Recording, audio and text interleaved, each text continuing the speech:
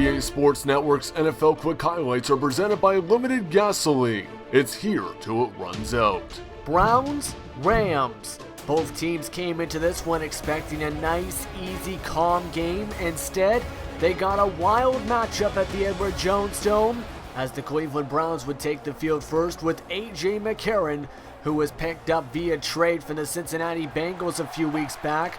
And on his second play from scrimmage, the blitz would come and Robert Quinn would injure McCarron. That would lead to Johnny Manziel having to come in after a 5-yard penalty for the Rams, which leads to this. In the pistol formation on play action, Manziel would back up to pass and lob this one up deep, but it's picked off by Tremaine Johnson as the intended receiver was Josh Gordon. That would lead to the Rams coming to the field with Nick Foles, who came into this one with 401 passing yards, 7 touchdowns, and a league-leading 15 interceptions.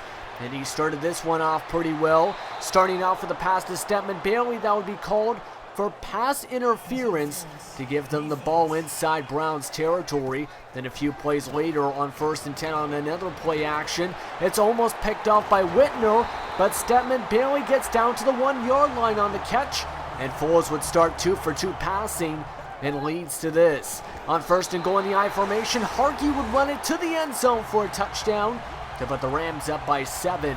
After a 3-and-out by the Browns, the Rams would get back to work as Nick Foles would find Brian Quick for the reception.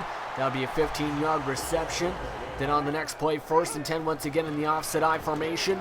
On a play action, he would back up to throw and find Quick once again to get inside Browns territory. Already 4 for 4 for 75 yards at this point for Nick Foles. And later on in the drive, Foles would back up on the screenplay and find Todd Gurley, and that would lead to a touchdown.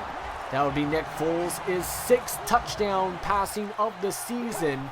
A correction, 8th touchdown of the season, but the Cleveland Browns would try to respond as A.J. McCarron was very accurate on this one as he would find Andrew Dawkins on that one. And then Hawkins, I should say. Then Isaiah Corral would run this one down the field and break a few tackles to get down inside the 25 to the 23, up to 49 yards rushing at this point. Then on 2nd and 10, McCarron would back up to throw again and find a wide receiver, and that would get them inside the 10-yard line to the 6 on the catch by Gary Barnridge. Then on 2nd and goal, Corral gets the handoff and he'll run outside to the end zone for a touchdown. And he would cheer on the ground as the Browns would be down by 7. Then later on in this game on 3rd and 9 now, this one would get lobbed up to Jared Cook. And it was almost picked off by Whitner, but it's going to be Rams ball in that situation. Then later on in this drive, the Rams would find the end zone again with Harkey, as this was a dominating start in this one. The Rams up by 2 possessions at this point. That would lead to halftime as the St. Louis Rams were dominating in all offensive categories, including passing, rushing, and takeaways.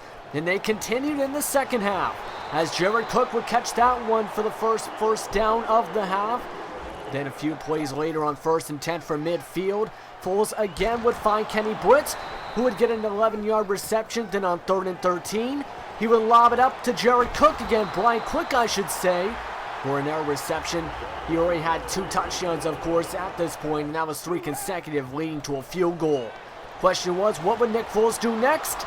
He would throw an interception that will be picked off by Joe Hayden for Hayden's 20th career interception and the 16th interception for Foles this season. That would lead to this. The Browns go down the field and Bartridge would catch that one in the end zone for a touchdown to bring them within 7 points again. Then later on now in the 4th quarter at this point, McCarron continued to try and be accurate as this would be a huge penalty on this play. A pass interference for a lot of yards. In fact, about, I'd say 60 yards on that play. But unfortunately, it would lead to nothing, as it would be Terrence West catching that pass, but it would be just short of the end zone, and the Rams would pick up the ball once again. Later on now in the game, Todd Gurley would try and put a dagger into the hearts of Browns fans, as he would go off to the races for, I'd say, about 83 yards, just short of a touchdown.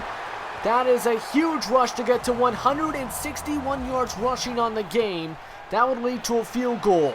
And the Browns would try and find the end zone here, and they would, as that would be Andrew Hawkins again, bringing the Browns within 3 points inside the 2-minute warning, but that would not be enough, as the St. Louis Rams win 27-24. Now Gurley's longest rush was in this game, as you saw there, a career high.